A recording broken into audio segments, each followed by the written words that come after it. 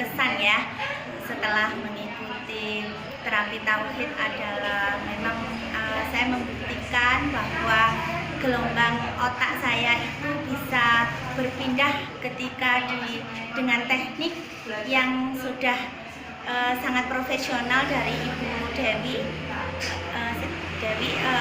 Bisa membawa kami menuju ke suatu dimensi yang membuat kita itu bisa menghadirkan keagungan Allah, bisa membayangkan rasanya diturunkan Allah. Saya tuh di bayangan saya waktu rileks itu seperti ada sentuhan dari seorang yang sangat penuh kasih sayang kepada saya. Saya bersyukur dengan itu saya bisa dengan sendirinya saya itu mendapatkan ketenangan dalam interaksi saya di dalam diri saya tadi. Itu kesan saya setelah mengikuti terapi tauhid ini, dan itu bisa saya bawa ke rumah insya Allah setiap saat saya membutuhkan dalam kondisi-kondisi yang atas izin Allah untuk bisa saya terapkan dalam penyembuhan diri sendiri terutama, dan mudah-mudahan itu juga energinya positif, bisa baik positif ke sekitar saya. Kemudian saya sangat berterima kasih untuk pesannya bahwa kegiatan seperti ini lebih intensifkan lagi, jadi banyak orang yang terbantu. Itu insya Allah menjadi amal jariah bagi Bu Dewi khususnya dan bagi kita yang bisa memberikan penyaluran kepada yang lainnya. Ya, terima kasih. Saya kira cukup sekian. Assalamualaikum warahmatullahi wabarakatuh. Bismillahirrahmanirrahim. Assalamualaikum warahmatullahi wabarakatuh. Saya mau menjelaskan sedikit ya tentang testimoni yang tadi, tentang apa yang disampaikan oleh klien saya. Memang pada saat saya melakukan terapi, baik itu personal maupun massal, itu biasanya sebelum saya memulai terapi, biasanya saya berikan edukasi dulu kepada klien-klien saya. Kenapa saya lakukan seperti itu? Tujuannya adalah yang pertama, sebagai klien dan saya sebagai terapis, itu kita menyamakan frekuensi dengan pertama sama-sama meluruskan niat.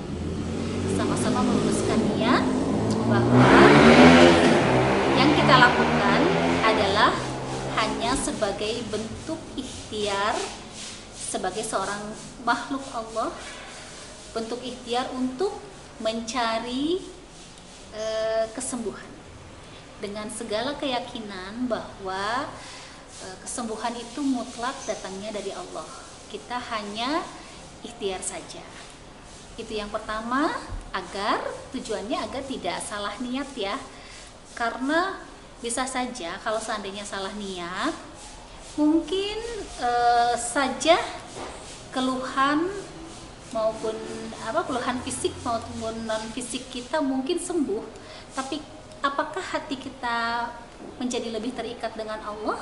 Apakah menambah keimanan dan ketakwaan kepada Allah? Apakah ikhtiar untuk mencari kesembuhan kita ini bernilai ibadah atau tidak kepada Allah? Kan sayang sekali kalau seandainya ikhtiar kita nanti rasa dunia hilang, pahala akhiratnya.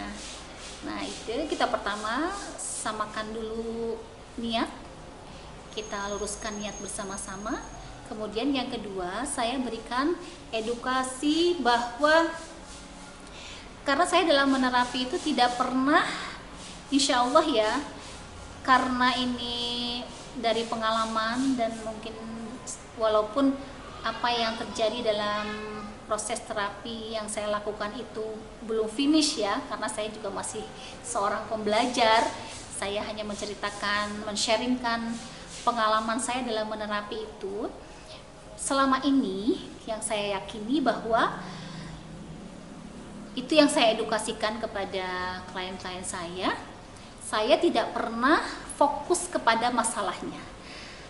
Saya tidak pernah titik berat saya bukan pada masalahnya. Jadi saya tidak terlalu menggali dalam tentang masalah. Kenapa begitu? Karena masalah itu relatif. Mungkin masalahnya sama, tapi untuk si A itu adalah sesuatu yang biasa saja. Tapi bisa jadi untuk si B itu sesuatu yang sangat berat. Karena masalah itu sifatnya relatif, maka saya merasa kalau fokus kepada masalah itu akan sesuatu yang akan membuang-buang waktu, kemudian proses terapinya menjadi lama, jadi tidak efektif gitu ya. Kenapa bisa begitu? Karena la yukallifullahu nafsan illa usaha. Allah sudah menginformasikan kepada kita bahwa setiap ujian, termasuk masalah di dalamnya itu pasti akan sesuai dengan kesanggupan hambanya.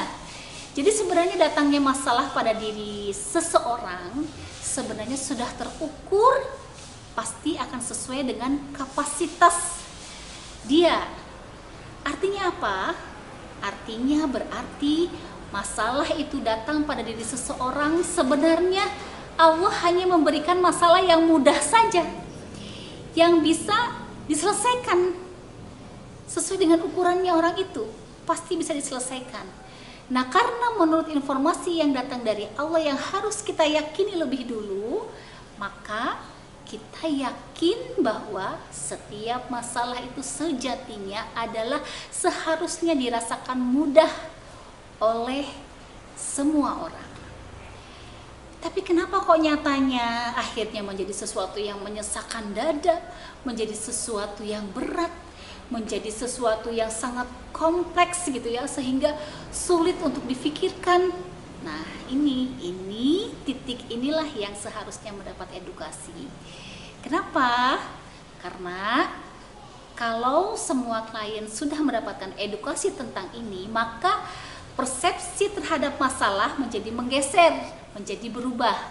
Akhirnya fokus dia bukan kepada masalahnya.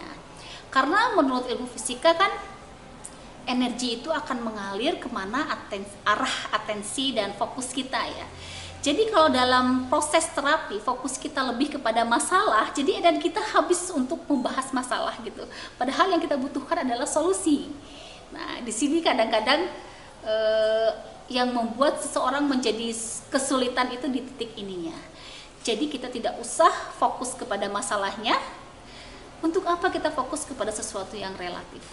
Untuk apa kita fokus kepada sesuatu yang jelas-jelas diinformasikan kepada Allah, diinformasikan dari Allah melalui Al-Quran bahwa sudah terukur. Jadi untuk apa fokus kepada ke situ? Akhirnya, nah,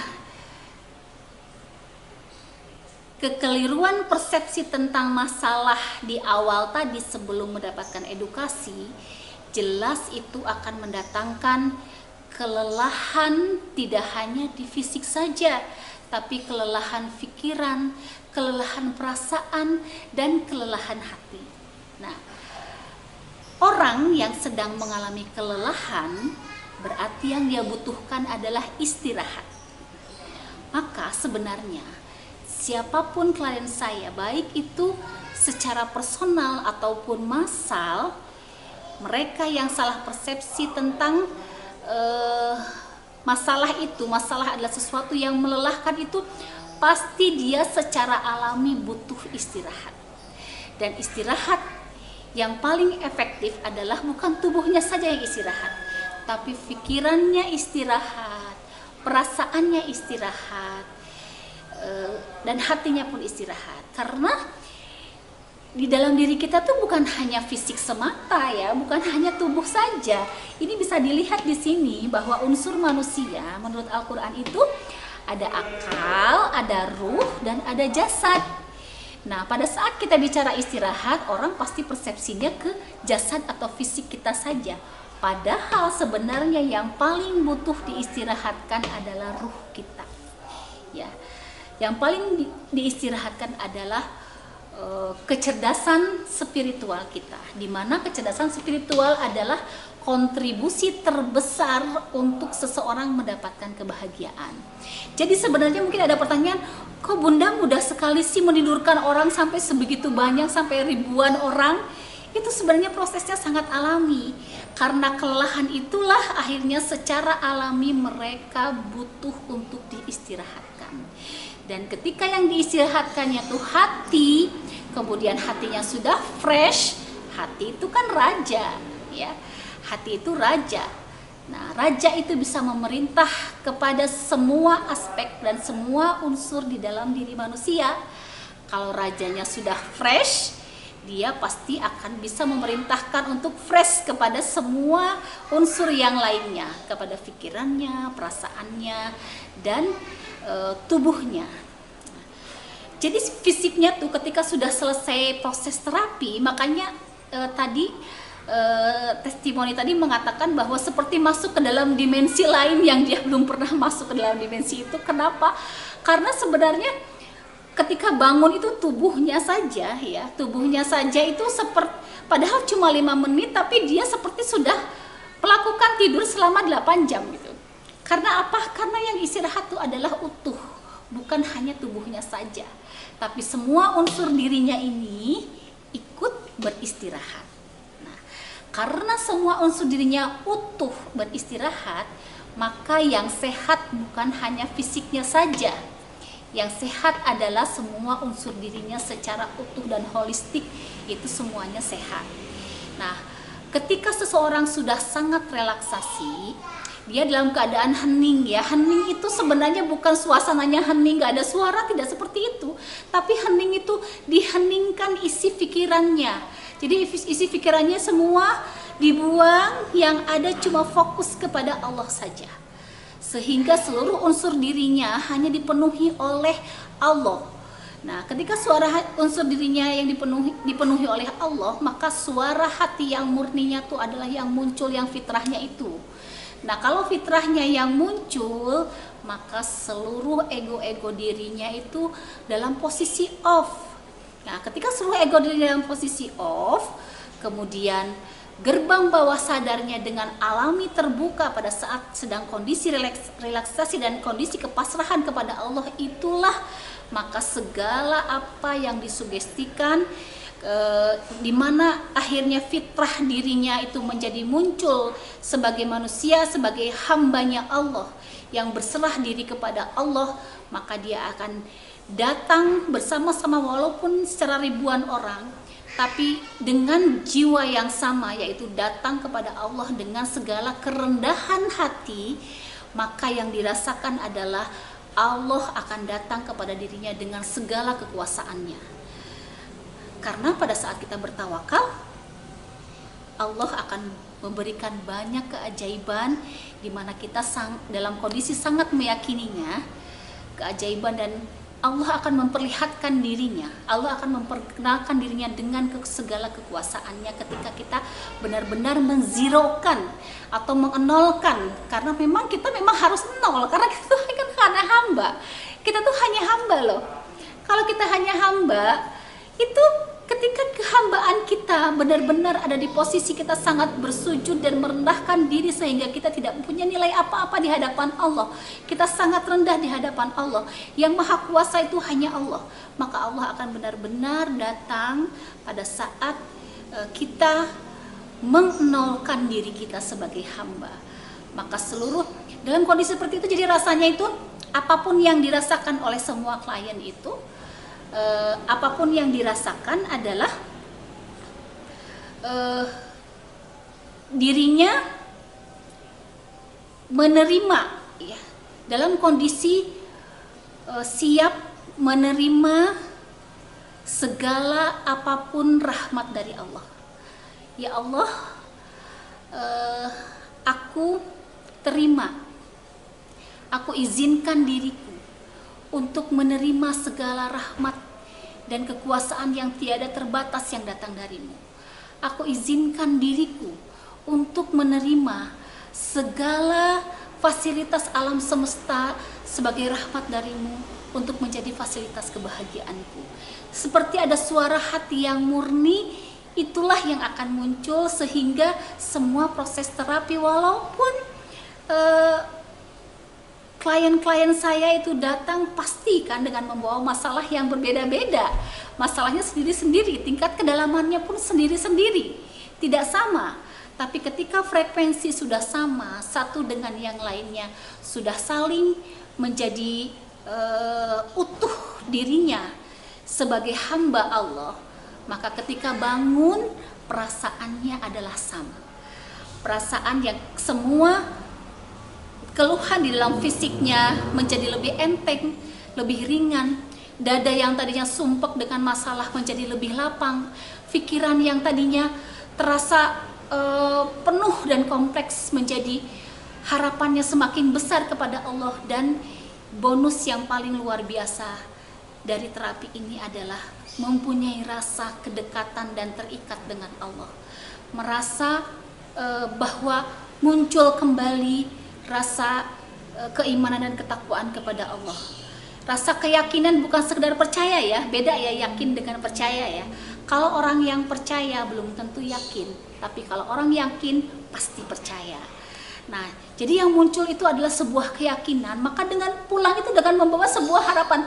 Orang-orang yang tadinya sudah seperti hopeless gitu ya, sudah tidak punya harapan untuk keluar dari permasalahan hidupnya, baik itu yang sakit fisik maupun yang sakit non fisik, tapi dengan terapi ini walaupun dilakukan bersama-sama, disitulah Allah seperti menurunkan keajaibannya, karena semua dalam posisi keyakinan yang penuh, keyakinan yang utuh kepada Allah dan kepasrahan yang utuh kepada Allah, dan menzirukan diri sendiri di hadapan Allah.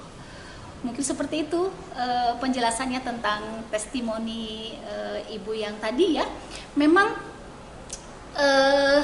karena dalam kondisi ketenangan gitu ya, relax itu kan otomatis tubuh kita itu, seluruh sel-sel dalam tubuh kita itu menjadi sangat tenang. Nah, ketenangan itulah sebenarnya yang mengobati. Ketenangan itu adalah obat fisik maupun non fisik. Jadi orang dibawa kepada ketenangan, orang akan sangat mudah untuk berpikir jernih. Orang dalam kondisi tenang, dia akan sangat mudah untuk mengenal dirinya sendiri bahwa dirinya adalah seorang hamba. Ketika dia kenal dirinya seorang hamba, bahwa dia juga lebih mengenal Allah, bahwa Allah itu adalah Robnya yang bisa, yang apapun bisa, melakukan apapun bisa. Hanya Allah yang apapun bisa, selain Allah tidak bisa untuk melakukan apapun. Ya, dalam pikirannya diri adalah hamba yang lemah, tiada daya, la haula wala quwata illa billah. Ya, di situ Masya Allah ya, ada sebuah vibrasi ya, getaran yang sangat luar biasa yang memunculkan diri kita sebagai pribadi yang utuh, murni, diri kita yang sejati, yang sebenarnya, di mana janji Allah bahwa tiada apapun yang bisa menenangkan diri kita kecuali adalah dengan mengingat Allah. Nah, disinilah adalah proses mengingat Allah yang dengan proses relaksasi itu menjadi lebih terbypass gitu ya. Segala apapun yang tertumpuk tanpa disadari di dalam pikiran bawah sadar, efek dari kita segala terlalu baper gitu ya terhadap segala permasalahan hidup, di situ akhirnya di-off-kan. Yang muncul adalah harapan kepada Allah, rasa kebersandaran kepada Allah. Insya Allah mungkin seperti itu penjelasannya, mudah-mudahan bisa dipahami. Untuk teman-teman yang mungkin masih ingin mendapatkan penjelasan yang lebih detail lagi, kasih komentar ya di kolom komen, silahkan untuk menyampaikannya. Apa yang mungkin dipertanyakan, silahkan nanti mungkin saya akan bahas secara khusus dan lebih dalam lagi kalau teman-teman membutuhkan. Segala kebaikan datang dari Allah, cahaya hanya datang dari Allah. Kita semuanya kecipratan cahaya hanya karena cahaya dari Allah yang terpantul kemana-mana. Jadi segala kebaikan datang dari Allah. Andai saja ada kesalahan yang saya sampaikan itu karena kebodohan saya sendiri yang masih belajar sampai saat ini. Semoga video ini akan menjadi nilai keberkahan buat kita semuanya. Semoga ini menjadi semakin mengikat kita, semakin kita merasakan terikat dengan Allah dan menambah keimanan dan ketakwaan kita kepada Allah. Dan sisa hidup kita Allah takdirkan semakin berkah, semakin manfaat dunia wal akhirat. Cukup sekian video dari saya. Sampai ketemu di video-video saya yang akan datang. Assalamualaikum warahmatullahi wabarakatuh.